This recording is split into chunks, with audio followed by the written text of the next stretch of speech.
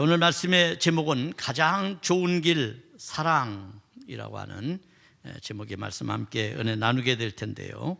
오늘의 말씀은 지난 주일에 우리가 함께 나눴던 12장 31절의 말씀에 바울이 고린도 교인들에게 약속한 게 있어요.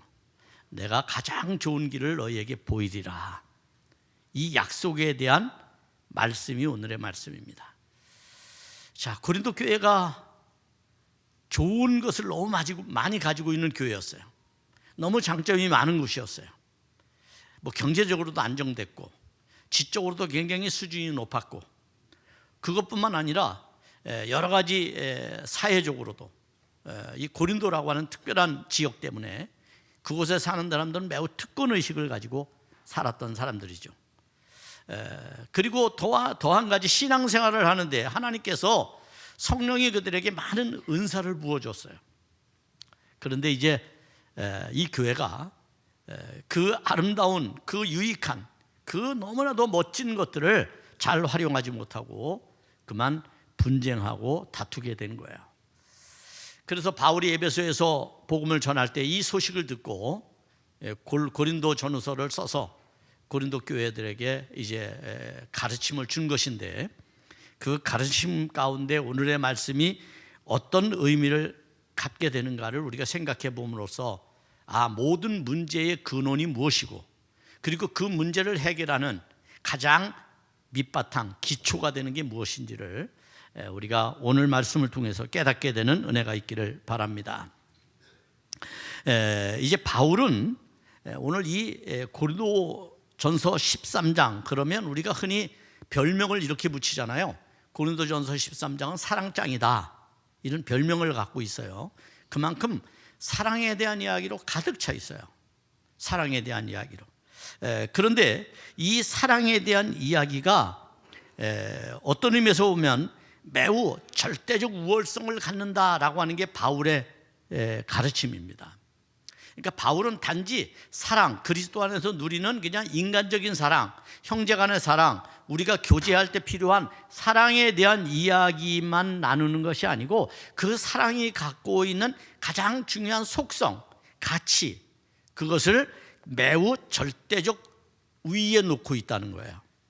그래서 오늘 여러분도 이제 설교를 들어보면 알겠지만 바울은 이 사랑의 은사를, 사랑이라고 하는 것을 은사 중에 하나로 보는 것이 아니고 모든 은사를 평가하는 가장 기본이고 기초가 되며 정신이고 어떻게 보면 뼈대가 되는, 그래서 전체가 되는 것을 사랑으로 표현하고 있다는 것을 우리가 알게 됩니다.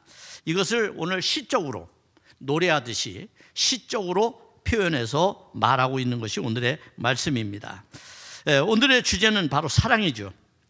흔히들 사랑 그러면 일반적으로 생각하는 것은 사람들 간에 베푸는 자애 내지는 자선, 이런 것들을 사랑으로 우리가 표현합니다.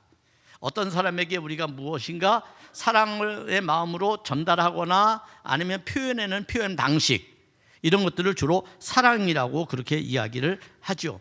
그래서 철학적으로 사랑에 대한 여러 분리가 있습니다. 사랑에 대한 어떤 분리, 소위 말하면 우리가 우정, 친구 간의 사랑을 필레오라고 말하죠. 그리고 남녀 간의 사랑을 에로스라고 말하고, 가족 간의 사랑을 스톨게라고 소위 철학에서 분류를 합니다. 이것은 어떻게 보면 이제 철학적인 사람과의 관계 속에서 형성되어지는 사랑의 속성들을 분리해 놓은 거라고 말할 수 있겠죠. 그러면 성경에서 말하는 사랑은 뭘까요? 너무나 여러분 잘 아는 거죠. 아가페라고 말하잖아요. 이 아가페라는 것은 어떤 사랑을 말하는 걸까? 우리가 흔히 아가페 사랑 그러면 신적인 사랑, 무조건적인 사랑, 이렇게 우리가 표현을 합니다. 그러면 이 사랑의 표현 방식은 무엇으로 나타났을까요? 어떤 것이 이미지이고 어떤 것이 그 사랑의 행위일까요? 그것은 한마디로 말하면 십자가의 사랑이라고 말할 수 있습니다. 아가페 사랑은 십자가의 사랑을 아가페적 사랑이라고 말합니다. 여러분이 이 십자가라고 하는 이 형식은 사실은 인간이 갖고 있는 모든 관계성 속에서 가장 완전한 관계를 표현해내는 겁니다. 새로는 하나님과의 관계, 가로는 이웃들과의 관계, 형제와의 관계, 인간과의 관계죠. 이런 관계를 통해서 신적인 관계와 그리고 사람들과의 관계가 원만하게 이루어지는 형태를 표현한다고 볼 수가 있습니다. 이런 속성을 가진 사랑, 그러면 그 사랑은 구체적으로 어떤 성격들을 지니고 있는지를 오늘 본문에서 바울이 너무나도 잘 규정해 놓고 있으니까 우리가 이걸 좀 배우는 것이 필요하지 않을까라는 생각을 해보게 되는데, 그러기 전에 우리가 한 가지 책을 좀 소개해 드리려고 그래요. 여러분에게 이 비난 게임이라고 하는 책이 있습니다. 비난 게임. 이 비난 게임이라고 하는 책은 벤 데트너라고 하는 사람이, 심리학자가 기록한 책인데, 이 사람은 어떤 사람이냐면 심리학을 공부하고 난 이후에 소위 조직 문화라고 하는 이 기업 그리고 사회 또 행정부 이런 데에 대해서 여러 컨설팅을 해주는 사람이었어요.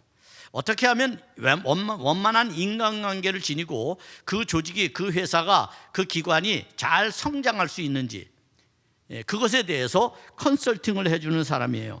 이분은 많은 기업을 대상으로 이런 일을 하면서 조직을 와해시키는 최악의 문제가 뭘까를 그가 이제 컨설팅을 하는 관계 속에서 찾아냈는데, 그것을 비난이라고 보는 것입니다. 비난. 이 비난이라고 하는 것이 공동체를 와해시키는, 조직을 와해시키는, 그리고 어떤 회사와 그리고 어떤 이 소위 말하면 이 비영리 단체들과 같은 것들을 우리가 굳건하게 세우지 못하는 그러한 문제들은 바로 이 비난으로부터 시작된다라고 하는 겁니다. 소위 책임 회피와 남 탓하기가 팽배한 조직, 그 조직은 국가든 사회든 또 비영리 단체든 어떤 곳을 막론하고 마지막은 큰 피해를 입히고 망하게 된다는 거예요. 여러분, 사회의 건강함이라고 하는 것은 책임을 지는 겁니다. 민주시민의 자세는 뭡니까? 책임감 있게 행동하고 말하고 그 책임을 내가 지는 것이죠. 그런데 내가 책임을 비난해요. 남에게 책임을 돌려요. 그럼 처음부터 책임을 맡지 말아야죠. 비난을 하려면, 책임을 남에게 돌리려면. 그렇기 때문에 우리가 책임을 맡는다는 것은 그 전에 있던 책임자의 잘못 때문에 나에게 기회가 온 거란 말이에요. 그러면 그 잘못된 전임자의 책임도 내가 끌어안는 거라는 거죠. 이걸 모르고 책임을 맡는다고 하는 건 어리석은 거예요, 여러분. 그래서 우리가 이 모든 것들을 잘 순리적으로 해결하려고 해야 되는데, 그렇게 되지 않게 되면 결국 모두에게 피해를 주고 만다는 것이죠. 그래서 그는 이렇게 말합니다. 이러한 비난 게임에는 승자가 없다. 모든 사람이 피해자라는 겁니다. 비난 게임에는 이기는 사람이 없어요. 여러분이 비난하기 시작하면 아무도 이길 사람, 자기 자신도 패배하고요, 모든 사람도 패배하게 만듭니다. 그래서 그는 말합니다. 비난 게임에서 승리하는 유일한 방법이 뭐냐? 그 방법은 이 게임을 시작하지 않는 것이다. 그렇게 결론을 맺습니다. 그러니까 여러분이 모두가 다 승리하기를 원하고, 모두가 다 행복하기를 원하고, 모두가 다 유익한 삶을 살아가기를 원하면은 우리는 지금 비난 게임을 중지하거나 시작하지 말아야 되는 겁니다. 아멘. 그것이 인생 지혜입니다. 이 책이 주는 교훈이라고 말할 수가 있습니다. 여러분, 고린도 교회를 생각해 보세요. 앞에서 말한 것처럼 수많은 유익함이 고린도 교회 안에 있었습니다. 그러나 그들은 왜 분쟁하고 다투게 되었을까요? 그것은 은사에 대한 비교의식에 따른 우월의식 때문이었어요. 소위 말하면 내가 가진 은사에 대한 우월감이 다른 사람을 하대하고 비난하고 다른 사람을 부족하다고 생각한 것이죠. 우리 그리스도인들에게 있어서 위험성이 하나 내재되어 있다면 그것은 뭐냐 하면, 우리 한국교회 안에 이 예정론이라고 하는 것이 특별히 우리의 신앙을 망가뜨립니다. 뭘 망가뜨리게 되느냐 하면, 내가 예정되었다는 것에 대한 안정감은 있을지 모르지만 책임성이 없어요.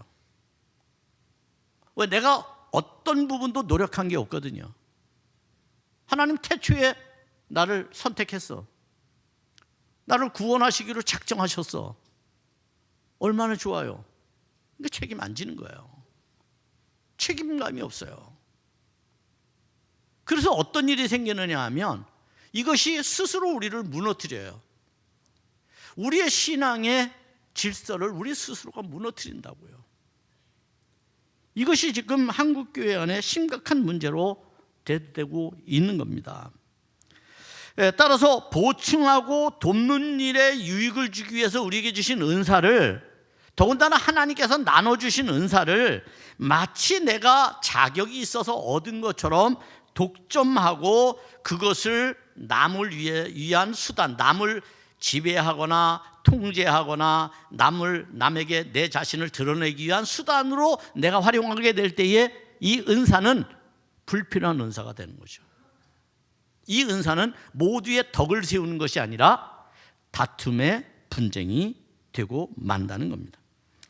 그래서 다른 사람에 대한 적절한 배려와 돌봄이 어떠한 기초 위에 세워져야 되는가?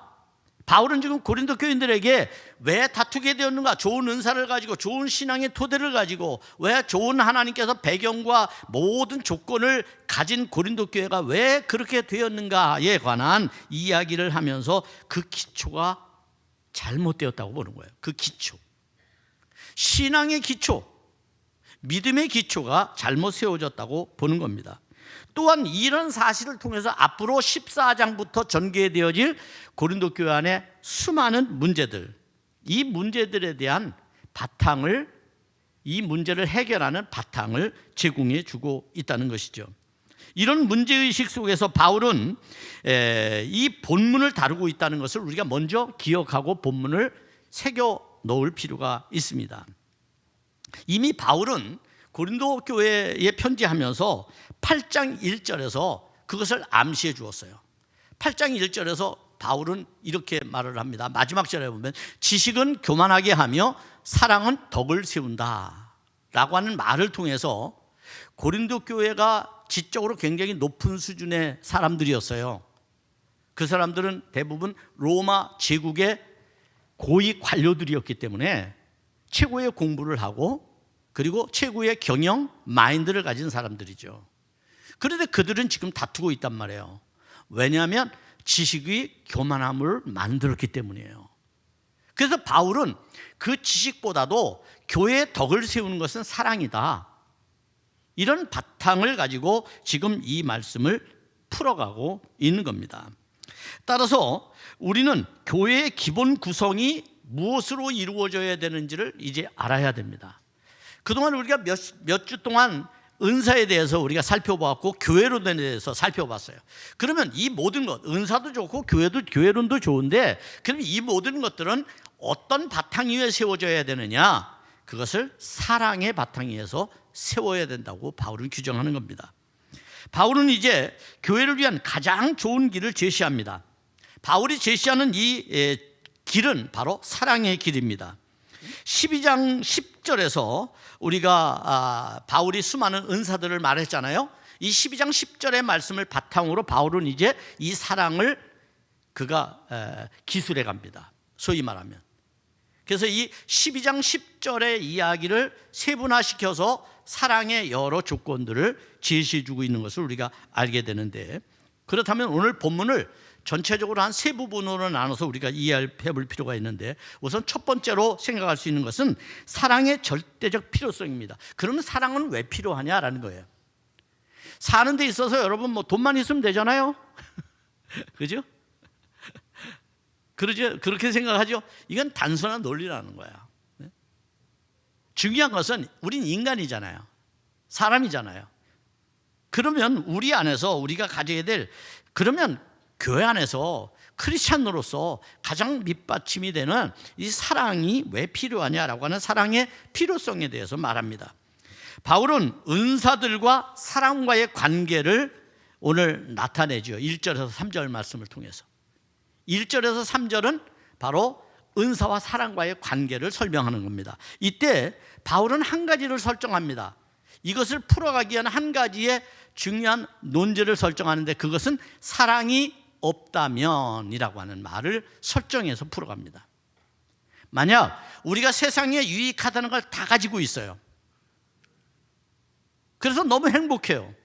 너무 즐거워요. 그런데 만약 사랑이 없다면이라는 단어를 그 속에 집어넣고 한번 이해를 해보자는 거예요. 그러면 정말 우리가 행복할까? 우리는 아름다운 삶을 살아간다고 말할 수 있을까? 그렇지 않다는 거죠. 우선 고린도 교회의 첫 번째 문제가 뭐냐 하면, 고린도 교회가 왜 분쟁이 휩싸여서 방언 때문이에요. 방언. 여러분, 흔히 오늘날 교회들이 말하고 있는 이 방언을 말한다고도 얘기할 수 있겠지만, 이것보다는 고린도 교회 상황적으로 이해할 때 이 방언은, 고린도 교회는 수많은 나라 사람들이 모인 거잖아요. 각각 다른 나라 말을 하거든요. 각각 자기 말을 한단 말이에요. 표준어가 아닌 다른 말을 다 방언이라고 우리가 말하죠. 그러니까 지금 외국어도 방언이에요. 그래서 지금 고린도에 사는 사람들은 전부 외국에서 온 사람들이에요.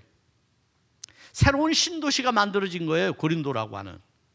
자, 그 속에 각각의 말을 하는 사람들이 모여서 교회 공동체를 이뤘어요. 이때 중요한 것은 그들이 어떻게 한 몸이 되고 하나의 유기적인 공동체를 만드느냐라고 하는 건데, 이때 그들은 이 말에 대해서 서로 우월감을 드러내기 시작한 거예요. 그리고 서로를 비난하기 시작한 거죠. 오늘 본문에 보면 이렇게 말합니다. 1절에서 사람의 방언과 천사의 말이라고 말하죠. 교회 안에 들어왔으니까 거룩한 척하면서 천사의 말을 하는 사람 얼마나 많습니까? 저도 목사님들을 바라보면 저는 그냥 이 발뒤꿈치도 감당하기 어려운 말들을 얼마나 거룩하게 하는지 몰라요. 말의 기술이 너무 뛰어나요. 막 그냥 정신을 막 혼미하게 그냥 마음을 그냥 확 훔쳐갈 만큼의 말을 한다고요. 여러분, 이 세상에서 말 제일 잘하는 사람이 누구예요? 두 부류가 있어요.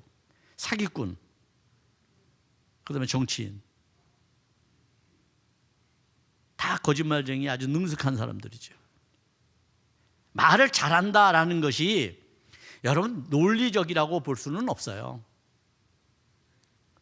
또 지식도 마찬가지죠. 공부를 많이 했다고 해서 그 사람이 가장 최상위의 생각을 한다고 볼 수도 없어요. 우리 사회를 보니까 이건 진짜 실패한 교육이 뭘 맞아요. 어떻게 얘기할 수가 없어. 부끄러워서.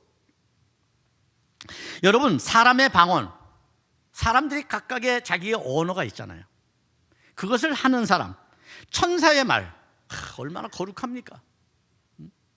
그런 말을 하는 사람일지라도 사랑이 없다면 그 말들은 뭐가 된다고 말합니까? 소리나는 구리와 울리는 꽹과리가 된대요. 자, 소리나는 구리와 울리는 꽹과리의 속성은 뭘까요? 그 속성은 소위 말하면 소리만 요란하다는 거예요. 그 결과 음이 분명하지 않아요. 그리고 뜻을 전달할 수가 없어요. 여러분, 싸움터에 가보세요. 싸움하는 곳에 가보세요. 뭔 소리인지 몰라요. 자기 말만 그냥 드립다 해버려요. 남의 말은 들으려고 하지 않아요. 내가 맞다고 한번 생각하면 포기하지 않죠. 그렇기 때문에 항상 어떤 일이 생깁니까? 그런 관계 속에서 다툼이 벌어지게 됩니다. 따라서 교회나 개인의 신앙 성장에 도움이 되는 은사인 방언이나 천사의 말일지라도 사랑이 없다면 이 은사는 교회를 오히려 시끄럽게 만들고 덕을 세우지 못한다고 바울은 말하는 거예요. 고린도 교회에 주는 일침이죠.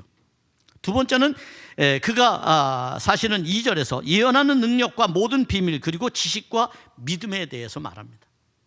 이거 다 좋은 말들이죠. 예언하는 능력, 그 다음에 비밀, 지식, 믿음, 이런 거 다 좋은 말들이에요. 신앙적으로 보면. 그런데 그것에 사랑이 없다면, 만약에 이런 능력이 우리에게 뭐 필요 있겠느냐라는 거예요. 심지어 그는 말합니다. 산을 옮길 만한 모든 믿음이라고 말해요. 산을 옮기는 게 뭐예요? 모든 문제를 해결하는 능력이죠. 사는 문제를 말하는 거거든요, 성경에서. 그러면 우리에게 산재되어 있는 모든 문제를 정말 지혜로 하나님의 능력으로 풀만한 것이 있다 할지라도 만약 그 사람에게 사랑이 없다면 그 은사는 아무 소용이 없다는 거예요. 아무리 큰 은사도 사랑으로 해야 그 은사는 은사로서의 기능을 갖는다는 거예요. 왜? 남에게 유익이 되고 교회에 덕을 끼치게 되니까요. 세 번째로는 모든 것을 구제하고 내 몸을 불사르게 내어주는 봉사에 대해서 말합니다. 여러분, 얼마나 멋진 말입니까? 모든 것을 구제하고, 경계가 없습니다. 차별이 없습니다. 내 몸을 심지어 불살라요. 내 몸을 불살라요. 얼마나 대단한 여러분 은사입니까? 초대교회의 신앙을 재는 세 가지의 기준이 있었어요. 그 세 가지의 기준이 바로 뭐냐면 구제하고 기도하고 금식하는 거였어요. 그래서 여러분, 복음서에 보면 예수님께서 이 세 가지 문제에 대해서 풀어서 설명해 주는 얘기들이 많이 나옵니다.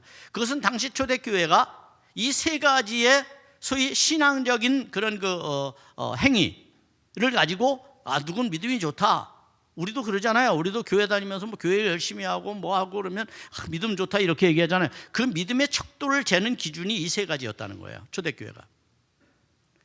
그런데 여러분, 아무리 이렇게 좋은, 그래서 칭찬을 듣는 사람일지라도 그 모든 것을 하는데 있어서 사랑으로 하지 않는다면 그게 무슨 유익이 되느냐 말이에요. 자기의 명예를 높이고 자기의 이익을 추구하기 위해서 하는 것이 아니냐, 그런 얘기죠. 어떤 사람은 자기의 목숨을 내던지는 사람들은요, 공명심을 위해서 하는 사람도 있어요. 그러니까 이 모든 것들이 참된 믿음의 행위, 좋은 믿음의 행위가 되려면 그 기초가 사랑에서 시작되어야 된다라고 말하고 있는 겁니다. 이렇게 볼 때 사랑은 은사들 가운데서 한 가지가 아니라 그 모든 은사들을 분별하는 중요한 척도가 된다는 것을 우리가 알게 됩니다. 그러니까 사랑이 굉장히 최상위의 은사이고, 사랑의 가치야말로 모든 은사들을 가장 돋보이게 만드는, 완전하게 만드는 행위라고 하는 것을 알게 됩니다. 두 번째로 오늘 본문은 4절에서 7절 말씀을 통해서 사랑의 본질에 대해서 말합니다. 이제 바울은 사랑의 본질이 뭐냐, 그럼 사랑은 어떤 속성을 가지고 있느냐라고 하는 것을 우리에게 말씀해 줍니다. 오늘 보면 4절 7절은 너무나 유명한 말씀이죠. 뭐 주옥 같은 말씀이에요. 노래로도 돼 있고 시로도 우리가 읽을 수 있고, 사랑은 오래 참고 사랑은 온유하며 시기하지 아니하며 사랑은 자랑하지 아니하며 교만하지 아니하며 무례히 행하지 아니하며 자기 유익을 구하지 아니하며 성내지 아니하며 악한 것을 생각하지 아니하며 불의를 기뻐하지 아니하며 진리와 함께 기뻐하고 모든 것을 참으며 모든 것을 믿으며 모든 것을 바라며 모든 것을 견딘다. 이게 사랑의 정의고 속성입니다. 사랑 안에는 이런 속성이 있다는 거예요. 자, 그러면 이것을 무엇으로 말하고 있는가? 우선 우리는 이것을 좀 분리해서 좀 생각해, 적극적인 것과 소극적인 것으로 좀 분리해 보면, 우선 앞부분에 나와 있는 것은 소극적인 방법인데요. 사랑은 오래 참고 사랑은 온유하며 시기하지 아니하며 자랑하지 아니하며 교만하지 아니하며 무례히 행하지 아니하며 유익을 구하지 않는다, 성내지 않는다까지가 사실은 어떻게 보면 소극적인 내 내면의 문제라고 얘기할 수 있어요. 이것은 내 자신이 잘하면 돼요. 나만 열심히 하면 돼요. 어떻게 보면 내 안에서. 자, 이런 일을 통해서 우리는 자기식의 아니면 자기 방법의 만족, 일방적인 사랑이 얼마나 무익한지를 우리가 알게 되죠. 자, 이런 속성을 우리가 가지고 있는 것이 있어요. 두 번째로 우리가 생각할 수 있는 것은 좀 더 적극적으로 할 수 있는 것인데, 그것은 악한 것을 생각하지 아니고 불의, 진리, 참으며 믿으며 바라며 견디는 이 행위를 말하는 거예요. 이건 외적인 것이죠. 다른 사람과의 관계 속에서, 사회적 관계 속에서 우리가 맺어야 될 사랑의 관계죠. 이런 속성들이 우리 안에 있다는 겁니다. 여기서 주목할 만한 것은 바로 우리가 지금 말씀드린 것이에요. 악한 것을 생각하지 아니하며 불의를 기뻐하지 아니하고 진리와 함께 기뻐한다는 거죠. 지금 고린도 교회의 문제는 바로 자기들 내면에서조차도 사랑의 행위가 안 이루어지지만 남들과의 관계 속에서도 그것이 온전히 이루어지지 않고 있다는 것을 설명하고 있는 겁니다, 바울이. 소위 우리는 세상 살아가면서 사랑 때문에 라고 하는 변명을 많이 합니다. 사랑 때문에 잘못된 것도 눈 감아줘야 되고 악한 것도 그냥 외면해야 되고, 우리가 사랑에 대한 잘못된 이해 때문에 생기는 거죠. 근데 그건 사랑이 아니라는 거예요. 진짜 크리스천의 사랑이라고 하는 것은 어떤 거냐? 바로 악하고 불의하며 진리가 아닌 것에 대해서 용납하지 않는 게 사랑이다 라고 말하는 거예요. 이런 말로 우리가 표현하면 어떨까요? 우리가 하나님이 미워하시는 것을 우리가 행하면서 나 하나님 사랑해, 그러면 될까요? 하나님이 싫어하는 것, 하나님이 원하지 않는 것을 행하면서 나 하나님 사랑해 라고 말한다면 그것은 진정 사랑이 아닐 것입니다. 따라서 사랑의 목적이라고 하는 것은 무엇을 위해서 이 속성, 사랑이라는 게 뭘 위해서 존재하느냐? 그것은 오직 선하고 의로우며 진실한 방법으로 살기 위한 거예요. 우리가 진실되게 사랑하기 위해서, 살아가기 위해서 우리에게 사랑이 필요하다는 겁니다. 이때 두 가지를 우리가 잘 해야 됩니다. 뭘 두 가지를 잘해야 되냐? 첫째는 오래 참는 것을 잘해야 돼요. 사랑은 오래 참을 수 있어야 돼요. 그 다음에 모든 것을 견뎌내야 됩니다. 이게 오늘날 잘 안 되죠. 감정적으로, 부부관계에 있어서도, 그죠? 다른 사람과 타인과의 관계에 있어서도 너무 자기애가 너무 많아요. 오래 많다 보니까 오늘날에는 참지 않습니다. 견디지 않습니다. 그래서 그것을 느끼지 못하게 되죠. 바울은 이제 마지막으로 사랑의 영속성, 사랑의 가치에 대해서 말합니다. 그러면 이렇게 말한 바울이 이게 사랑이 왜 그렇게 중요하냐라는 거예요. 사랑은 도대체 어떤 속성을 가지고 있길래 이 가치가 대단한 거냐라고 말할 때에 바울은 사랑은 영속성이 있다, 영원하다라고 말하는 겁니다. 사랑. 교회 안에 수많은 일들이 있고 수많은 은사들이 있고 그동안 해온 여러 전통이 있고 수많은 일들이 교회 안에 있어요. 그런데 그 모든 것들은 시대의 변천에 따라서 바뀌기도 하고 없어지기도 하고 달라지기도 해요. 그런데 처음부터 끝까지 변하지 않는 것, 모든 은사가 다 바뀌어요. 모든 은사가. 그런데 오직 변하지 않는 은사가 있다면 그건 사랑이다. 이것에 대해서 바울은 마지막으로 결론을 맺고 있습니다. 9절에서 10절에서 말합니다. 사랑은 언제까지나 떨어지지 아니하되 예언도 패하고 방언도 패하고 방언도 그치고 지식도 패하리라. 우리는 부분적으로 알고 부분적으로 예언하니 온전한 것이 올 때에는 부분적으로 하던 것들이 패하리라 라고 말씀합니다. 패한다는 것은 아주 없어진다는 거예요. 여러분, 교회 안에 50년 전에 60년 전에 하던 거 없어진 거 많죠. 그리고 새롭게 생긴 거 많죠. 간단하게 말하면 여러분 50년에 교회 드럼 없었어요. 그때 북 쳤어요. 부흥회 하고 그러면. 지금은 북 없어졌어요. 기도원에서도 안 쳐요. 기타가 어디 들어옵니까? 기타가. 제가 80년도에 신학교 다니면서 전도사 생활할 때 교회에서 기타 치면 장로님들한테 혼났어요. 여러분, 물론 안 그런 교회도, 일찍 눈 뜬 교회도 있었지만 대부분 그랬어요. 교단마다 또 혁격한 차이가 있었어요. 보수교단에서는 90년도까지 드럼을 볼 수가 없었어요.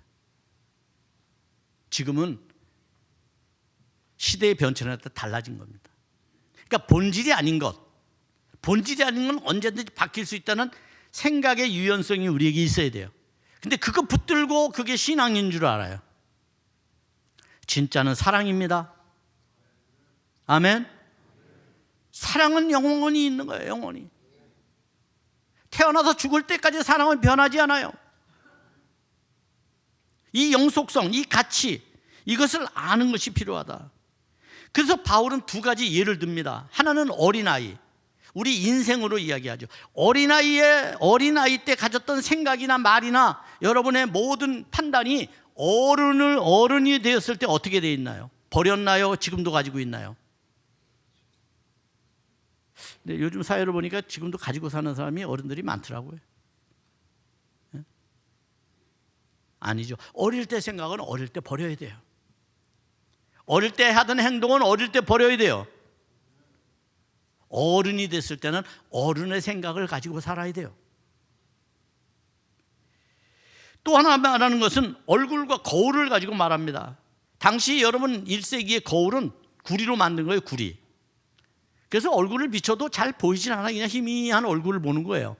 근데 우리가 얼굴과 얼굴이 맞대어 보면 얼마나 정확하게 알 수 있습니까?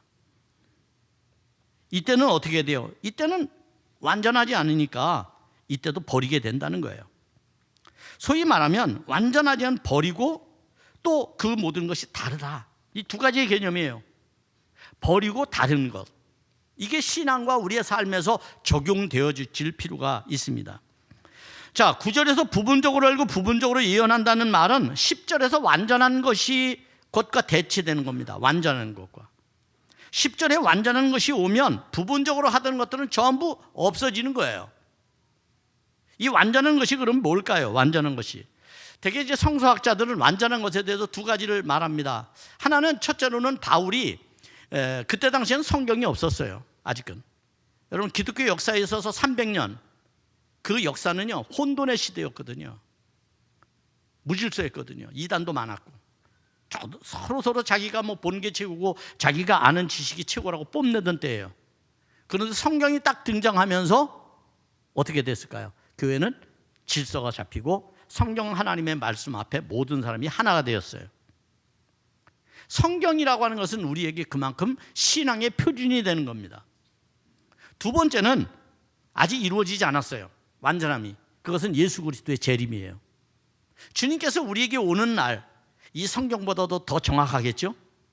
아마 우리 교인들은 아마 주님이 오시면 질문할 게 많을 거예요. 네?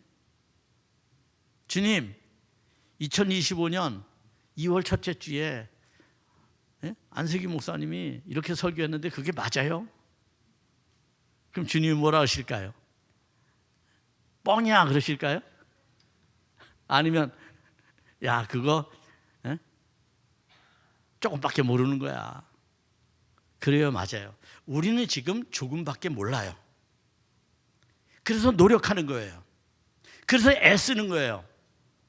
조금밖에 모르는데 다 안다고 너스레를 떨면서 얼마나 남을 정죄하고 얼마나 분열을 일삼고 얼마나 갈등을 일으켰습니까, 교회가. 이것에 대해서 가슴을 치면서 회개해야 돼요, 한국교회는. 특히 목회자들이 조금 아는 걸 가지고 전부를 아는 것처럼 얼마나 많이, 얼마나 그릇되게. 그래서 항상 우리는 겸손하게 하나님의 뜻을 구해야 되는 거예요. 30년 전에 50년 전의 설교와 지금의 설교가 다른 거예요. 어떻게 똑같은 얘기를 50년 동안 듣고 살기를 원하십니까? 노래도 달라지는데. 그러니 우리에게 필요한 것은 이 두 가지의 사실을 여러분 꼭 기억해야 돼. 버리는 것과 다르다고 하는 것. 이것을 여러분이 기억하지 않으면 우리의 신앙은 발전할 수가 없습니다. 그럼에도 불구하고 이 모든 것에 있어서 가장 중요한 것은 뭐냐? 여전히 사랑이라고 바울은 말합니다. 13절입니다. 그는 이렇게 말합니다. 그런즉 믿음, 소망, 사랑 이 세 가지는 항상 있을 것인데 그 중에 제일은 사랑이라. 왜 사랑이 제일 중요할까요, 여러분?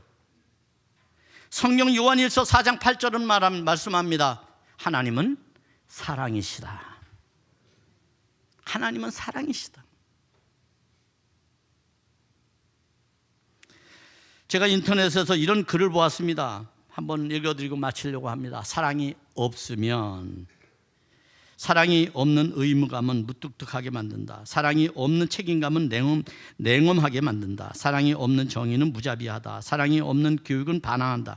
사랑이 없는 지성은 교활하다. 사랑이 없는 친절은 위선적이다. 사랑이 없는 명령은 비열하다. 사랑이 없는 지식은 군림한다. 사랑이 없는 힘은 난폭하다. 사랑이 없는 명예는 오만하다. 사랑이 없는 부는 탐욕적이다. 사랑이 없는 믿음은 광신적이다. 사랑이 없는 삶은 미련하다.